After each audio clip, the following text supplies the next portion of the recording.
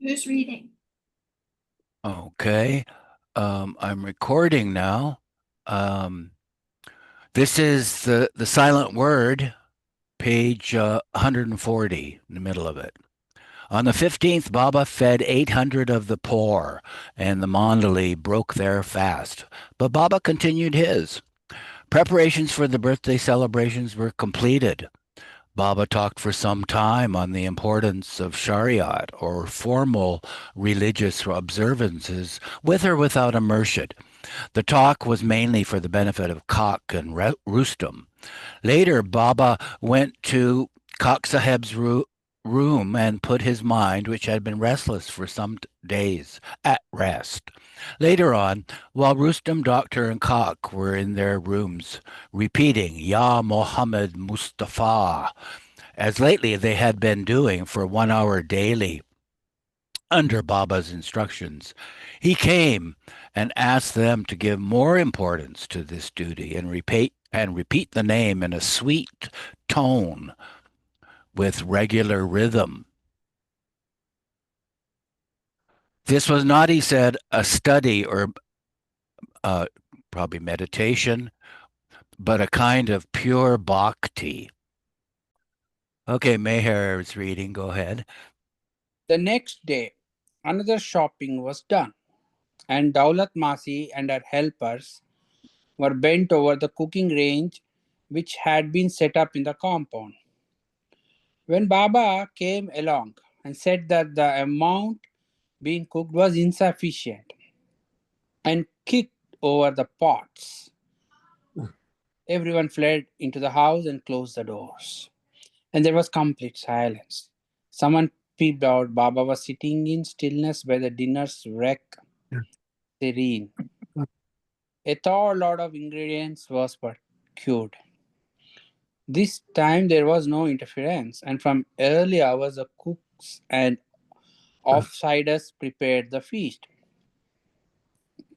People began coming, and soon the manzil was full of merriment and animation. The shamiana had been kept over the Shivratri, and Nauroji, who comes into the tale later on, had built an arbor of bunting shrubs and flowers. Baba came down at 9:30. It had been decided, or rather agreed on, that Baba would take orders from the Mandali on his birthday. But when they asked him to go into the arbor and sit on the cushioned seat, he demurred, but in the end yielded to their love wish. A great lot of garlands were hung round his neck, and flower baskets placed at his feet. Many had brought gifts, but he immediately distributed them among the mandali. Then they all sat down to the feast and enjoyed the many tasty dishes which the cooks had prepared with love. The afternoon passed, and after a light supper, they all settled down to a night of song by famous singers. There were three parties of these singers, and they would sing in turn. And this went on until the dawn opened the door of night onto the world of another day. And the Mandali took up their stations of prayer, after which, leaving out breakfast, they slept till 11. After dinner, they played sports with much jest and laughter, and Baba joined freely in the fun. He said the laughter was good for digestion, and so ended the first birthday celebration of the birthless one. A certain Maulvi had been standing by the bungalow gate all evening without trying to enter or speak to anyone. Baba said sent Gustadji to question him. His name was Abdul Wahid of Hyderabad, and he had come down to Bombay in search of a friend. Not finding him, he was almost stranded, and so took shelter in the mosque opposite the manzil. He told Gustaji that in his meditations, a second time he saw a halo, in the center of which were the words manzile meem. Hearing all this, Baba asked doctor to take the man to Munshiji's place and ask him to feed him and find some work for him, possibly in some school. At Munshiji's place, doctor came across the Aziz Ahmad and he, in the course of talk, said that if he could stay with Baba for only a couple of months, he would become a different man. Such a grand feeling he had experienced by just standing for a few minutes on the veranda of the place. At the Gatha in the evening, the principal point discussed was why people outside the circle, like Aziz Ahmad and Maulvi Wahid, were receiving such experiences, while they, who he had said belonged to the circle, were still in darkness. Baba explained it at length. The Mandli were just as wise as before. He now reminded them that on the day of the injury to his toe, he had told them regarding the one among the circle who was the most unfortunate there would be proof in a week or two that he was. This proof was contained in some letters Baba had now received. He would show these letters to one of the Mandali, to the selected by majority vote, who would be sworn to secrecy, and he, after reading them, would say only that he was or was not satisfied. Later, sometime, they would be shown to everyone. A letter from Usman Saheb to Munshi Ji demanding the monthly remittance which he had been receiving before his defection was read out to the Mandali. This ridiculous and impertinent demand amused them all. Munshiji had replied that he would send one more amount and that would be the last, and he should not expect any further help. There were great crowds at Mole Station, Balad Par, to receive a flag sent by the Sultan of Turkey to the leaders of Khilafat movement.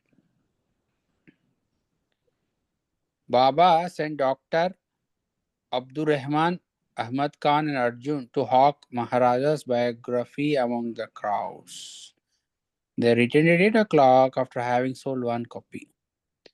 Some 200 poor, blind, and maimed were fed, and 50 of them given clothes. At supper, after taking a few mouthfuls, Ramju told Baba he had no appetite. Baba asked him why he hadn't told him to put less on his plate. Doctor stuck his nose and said, "But you don't ever allow that." With that, Baba flared up and told them to leave the table. When later the Gatha was opened, the seven special orders and the 28 rules were read out, and Baba said that they could be cancelled if that was what they all wanted. An hour later, the atmosphere became calm again, and all the orders and rules were declared to be still in force and binding on everybody. After the birthday celebrations were over, Shirin Mai, Daulat Masi, and Gul Mai went to Sakuri. When they returned, Baba asked them how they had got on. They said that Maharaj was still in the cage and looked very weak. He often spoke Merwan's name. Daulat Masi asked him how much longer his self imposed imprisonment would continue, and he said, "Still there is time, and when I do come out, I shall either leave Sakori or drop my body." Then suddenly his mood changed, and reaching through the bars, he caught hold of Shirin Mai and shook her. But the others restrained her, and she stayed on for the rest of the day. Oh, you missed. She tore herself free. Oh, Shirin Mai and shook her. She told herself free and would have left immediately. But the others restrained her, and she stayed on for the rest of the day. Maharaj had called forth against Baba and the Mandli, saying that Baba was an impersonator and not a real master. Baba also. Thank, Huh? thank you, thank you. Now, here we have Diana reading now. Baba asked the Mandali what they could make of this seeming chaos. This treatment of Shiri Mai and sudden abuse of Baba, the opposite to how he had received the women and his often mentioning Mirwan. When none could understand it, Baba told them that he himself had started the game by writing a letter to Maharaj telling him that he had no concern with him, Durgamai, or anyone else. The letter had had the desired effect of rousing Maharaj to the course of action he had taken, a course he wanted to take. Baba continued, "This game has been started by me, but will not end with me. The end is in Maharaj's hands. I have told you all many times that the whole world, even Maharaj, will go against me. This is the beginning of it, so be prepared.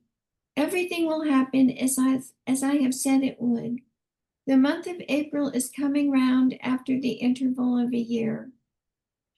After dinner, Baba had Adi write a letter to Maharaj saying that he did not like the way he had talked about him before Shiri Mai and the Sikori people, and that he was disgusted with the sticking to Mirwan that Maharaj had urged on all of them.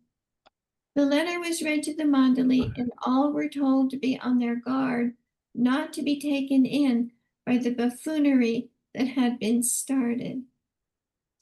Following this provocative letter, Rustam was sent to Sikori to bring for Maharaj a message for the Mandali, if there was one.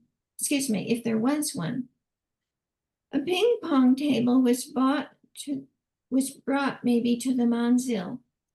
Baba played for some time with Doctor and others, and it seemed that he would be hard to beat in this as in all other games. At midnight, the next night, Baba asked Doctor, who was keeping him company, to wake Ramju and Kak Sahib to play cards with him. They played till 3:30, when he told them to sit for prayers and then go to bed and not answer the 4 o'clock call. Baba got into a temper over some mistake that Koda had made. Immediately, the Mandali were served with the notice. All should tear up the orders that have been given to them. When this order was complied with by all who were in the bungalow, he got more excited and told everyone to leave with. Could that Probably forthwith. be? For the time, the Mandali refused to obey Baba. He became more and more heated, and the whole manzil was in a state of excitement, in the midst of which he was heard to say, "I am tired of all this. Either you all go or I go." After half an hour of abuse, he said, "I will remain on one condition, that from now on none should obey orders." The Mandali replied, "Be it as you wish, but do not leave us." After another half an hour, the following appeared on the notice board. All orders should be followed as usual. Mirwan. And all breathed freely again. On the 2nd of March at sunset, the holy fire was lit in the compound, and some Hindu Laganwalas, who dance accompanying themselves with shaken rings and small bells, performed before Baba. After supper, the Mandali indulged in singing and dancing, and Syed Sahib filled the whole place with neem leaves smoke to destroy the mosquitoes. A new notice was put on the board. None should touch my body purposely. Mirwan.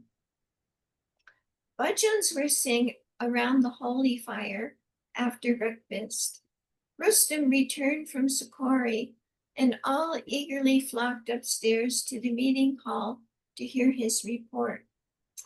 He said, "I reached Sikori in the evening of the 1st and had Maharaj's darshan. He talked with me as usual. From the whole time since he imprisoned himself, he has ordered that there should be continuous tal beating day and night. At 4 o'clock the next morning, I was invited by the people there to take part in it for a couple of hours. When I again went to Maharaj for his darshan, he began shouting at me and abusing Baba.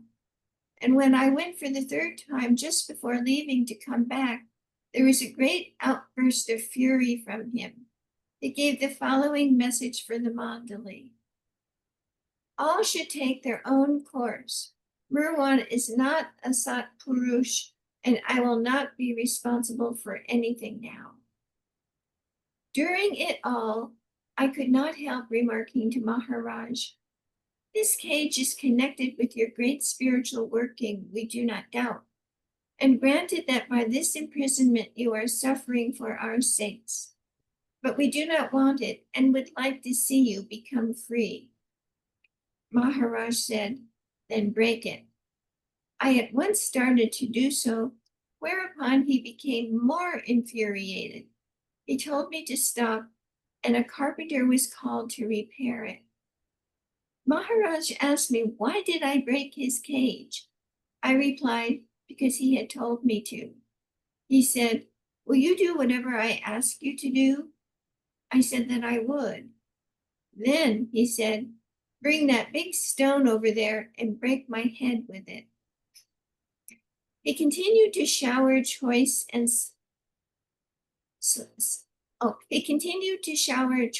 select adjectives on Baba, me, and the Mandali as whole. After some time, I left with his great voice ringing in my ears. When Rustam had finished his story, Baba asked all who were present if they still wanted to stick to him now that Maharaj had begun to talk against him. All except Doctor declared that they would stick to their promises not to leave him under any circumstances. Doctor said he would consider the matter and give his reply later. This was rather a bombshell for the Mandali and set them all wondering what was the reason for his hesitation in confirming his promise along with the rest of them. He was the last man they thought would be easily affected. Baba again told them to stick to their word and not leave him under any circumstances, no matter what Maharaj said or what Brabazon might say. It was just possible, he said, that both of them might denounce him publicly. But the Mandali would always mark that under any circumstances, he would own them as his gurus and the greatest spiritual personalities of this age and in every future time. After the meeting dispersed, Baba asked Doctor if he had finished considering his position. With a laugh, he said that he had only been teasing him. Thereupon, Kak Saheb was called to put the information on the notice board. Doctor's delay in giving his position was with the object of teasing me and not for any other reason. He has no concern with anyone except me, through whom he first approached Shri Maharaj. Mirwan. Resume the recording. Marvin's reading from Just at Bedtime. Just at bedtime, a large centipede was killed, and the order of stuffing ears before going to sleep was repeated. The chief topic of discussion the following day was Doctor's constant tendency to sleep. All was summoned upstairs in the evening, when Baramji was asked by Baba what the row was at cricket that morning. He said that in the excitement of the game, Adi had intentionally struck Vishnu. Baba invited the opinion of the Mandali whether Adi had broken one of the 28 rules or not. The Mandali returned a verdict of not guilty, but Baba took him right and left and humiliated the lad greatly. Baba now turned to Vishnu and asked him to repeat before all a confession he had made to him some days before, that while chafing Baba's limbs, passionate thoughts came into his mind. But he had immediately stopped what he was doing and made some excuse to withdraw. Later, he had told Baba about it. Then they all retired for the night, but Baba called Adi and spoke to him very lovingly, telling him not to be upset over his humiliation. It was one of the ways the master used to cleanse the heart of his disciple. Ramakrishna had humiliated Vivekananda in the presence of a throng of admirers and visitors by speaking to him in an insulting and derogatory tone. But soon after, he had sent for him, and when he came, had embraced and caressed him. Baba went to his room, where he asked Doctor whether he wanted to obey in the matter of sleep or follow his own inclination. Doctor, thinking the former to be the safer, said he would continue to obey him as he had been doing, and there for the present the matter ended. In the morning, when Baba was sitting on the veranda in the only chair in the bungalow, Doctor again became drowsy. Suddenly, Baba said to him, You can now do as you like. Sleep any time, any number of hours. I won't tell you anything. Go. And Doctor went quietly to his room and slept till 11 o'clock. After dinner, he tried to play ping pong with Jal, but soon gave up and went again to his room and slept till 5 o'clock. Baba said nothing, but after supper, he started a new, exciting game by sending Cox Saheb to Doctor's room to tell him that he could go to Pune or anywhere else he preferred immediately. Doctor refused to comply with second-hand orders. Baba summoned him, and there ensued a hot discussion. Doctor refused to accept the order to leave, saying that he had not broken any order. Baba asked Nervous to take out Doctor's trunks and things from his room, but he still refused to budge. Baba then began reasoning it out with him. At last, peace was made on Doctor's agreeing to try his best to keep himself fresh and free-minded and avoid drowsiness. Then Baba added, As you have slept a lot today, sit by my side tonight until 2 o'clock. Doctor heartily accepted this. After supper, Baba and a few of the Mandali played at verse making and were very much enjoying themselves. When Baba said that he felt like going to the latrine, but didn't like to break up the game, so would they like to go with him? They said yes. So Baba went to the center out of the 3 latrines, a doctor and Adi to each side, and Ferdun, Asma, and Ramju ranged themselves in front. Thus they continued for over half an hour. The shamiana, or awning, that was stretched over the compound had not been returned to the hiring firm after the birthday celebrations, and the area was now decorated for Rustamji's engagement ceremony on the 9th of March, 2 days hence. Yasin Kowal and his party had been engaged, and all were looking forward tremendously to the occasion. In the evening, Baba came to know through Doctor that Syed Saheb was in a very depressed condition, mentally and physically. Taking Baramji, Ustaji, Ramju, Adi, and Bajifdar with him, Baba went by car to Charni Road. Baba stayed 2 hours and gave Syed Saheb a big dose of Vikar Mat Karo, or Don't Worry. They got back to the bungalow at 10:30 to find that Yashwant Rao, Gopal Rao, and Trimbak had arrived from Sikori. They came to try to induce Baba to return with them. Maharaj had entreated them to go and bring Merwan, otherwise he would stop eating altogether. But Baba refused to go with them. They then said that if he did not go with them, Durgamai herself would come and fetch him. But it was to no purpose, and they left empty-handed. And so this invisible tug of war between Maharaj and Baba went on.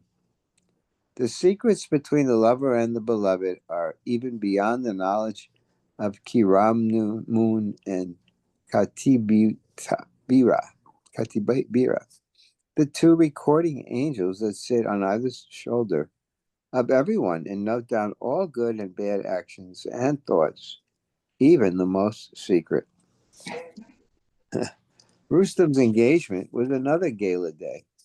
The beautiful decorations, the scores of gaily dressed people, the cooks and serving men, all bespoke everyone's happiness at this betrothal. Over 200 mats were laid on the trestle tables, and many varied dishes were served. At each place, a small piece of soap had been put on a small plate for washing hands after the meal. One of the Mandali, Abdul Rahman, picked up his and put it in his mouth, paused for a moment, made a wry face, and hastily put it back on the plate. Several noticed it, and soon everybody was laughing and wondering. When Baba heard about it, he sent for Abdul Rahman and asked why he was eating the soap. He replied that at many people's tables, a piece of cheese was served at the end of a meal. He had thought the soap was cheese. He was so nervous that all the time he was speaking, he was rubbing his toes together. This caused more peals of laughter. Baba had the bell rung and the notice board brought and the order written on it. Henceforth, all should call Abdur Rahman cheese. A little later, the bell was rung again, and the message changed to cheese is changed to bar soap. Thank you, Marvin. Yeah, I paused the recording. Yeah.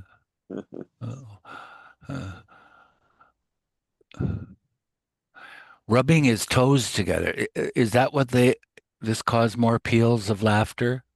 Yeah. Uh-huh. And now we know how he got his name, his nickname. Yeah. Bar soap, yeah. Now, Rustam, was he the one who married Mehera's sister, Franey? Yeah. Uh-huh. And Rustam was Adi's brother. Is that so? Right. His Uh-huh. older brother, yeah.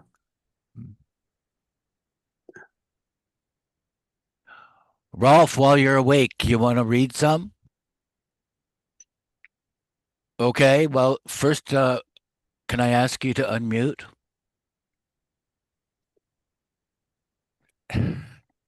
Right. Okay. I've resumed. Whoops. Sorry. In the afternoon, That's it. Mhm. Yasin's singing began and went on without a break for supper till 10:30. That was with a break for supper. Oh, my.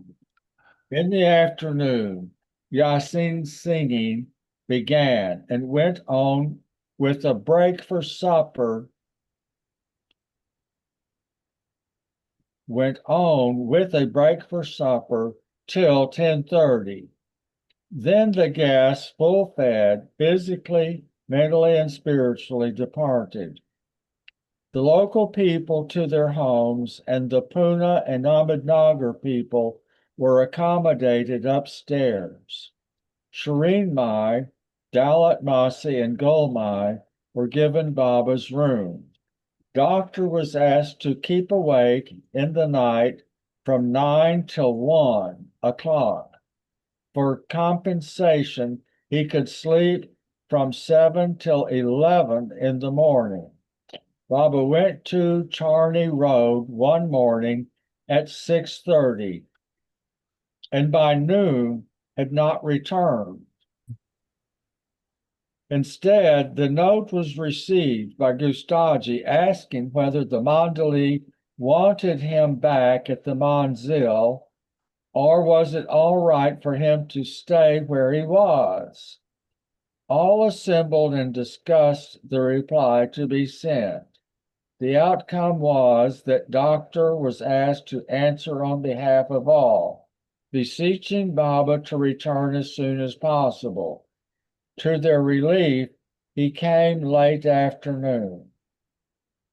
Baba and the Parsi and Irani Mandali, with a few Hindus and Muslims, went to see the comedy Patal Pani.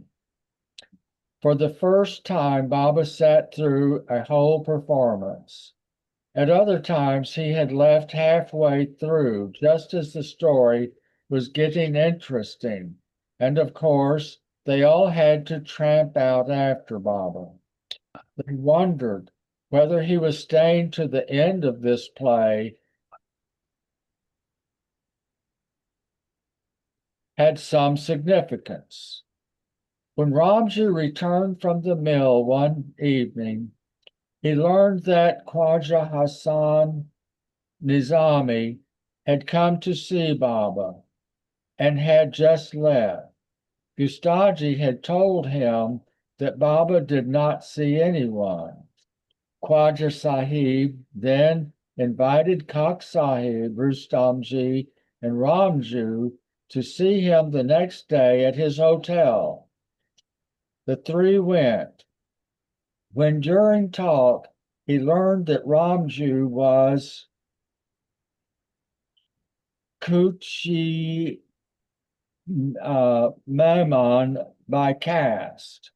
He expressed surprise, saying that in his experience, he had known the Kuchis to follow only peers and fakirs who conformed to the external standards of big flowing beard, green turban, and voluminous robes. Therefore, it was strange that he should be interested in Meher Baba. Questioning him directly, Khwaja Sahib asked, "Why are you living with Meher Baba?" Ramju said, "Because I hope that by doing so, I will come to understand the mystery of my existence and truth." "But how," Khwaja said, "do you know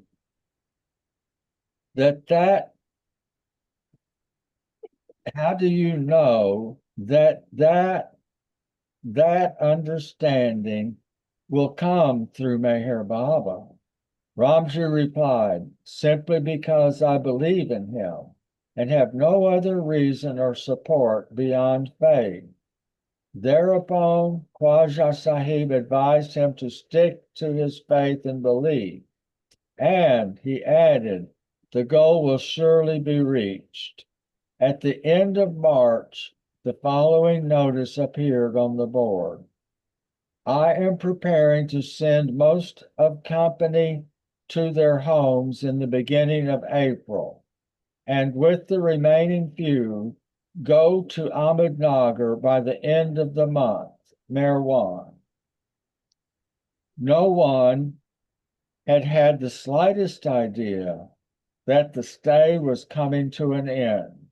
Negotiations with landlord were set afoot to vacate the bungalow, yet retain the outhouse as the office of Circle and Company.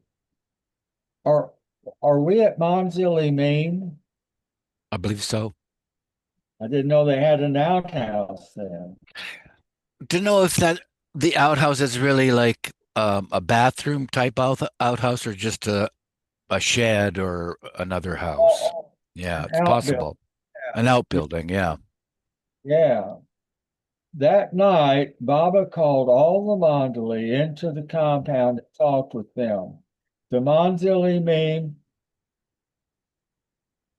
he said, was at an end for good. Shortly, he, with a few of them, would go to Ahmednagar for Rustam's marriage, and after that he might settle down at some convenient place and call them all to him again. But he said the way of living would be very difficult and strict. Besides the restriction with which they were bound in the Manzil, they would have to do actual laboring work and undergo various hardships. So all should think well over the matter during the month's vacation at their homes and come with firm determination about the future if they wished to join Baba again. The special orders 1, 2, 3, 4, and 7. And rules 1, that's order, special orders, and these Roman numerals 1, 2, 3, 4, 7. And rules in Arabic numbers 1, 9, 13, 14, 18, 19, and 25 remained in force for those going to their homes. The end of the first week in April saw the bungalow almost restored to its original state, with the partitions knocked out and disposed of.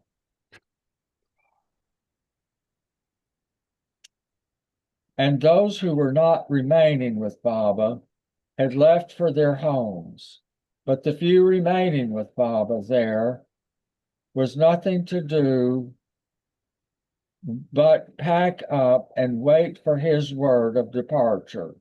By the 19th, only the flour mill remained to be sold. Oh, they owned the flour mill. Well, I didn't know that. But Baba decided to leave that night. The heavy luggage was taken to the station, and they were just about to leave the house when word was brought that the mill had been successfully disposed of. The party boarded the Raichur passenger for Ahmednagar. At Pune, all the Kaspa Path people and friends and relatives were waiting to garland Baba. Thank you, Ralph. Pause the recording.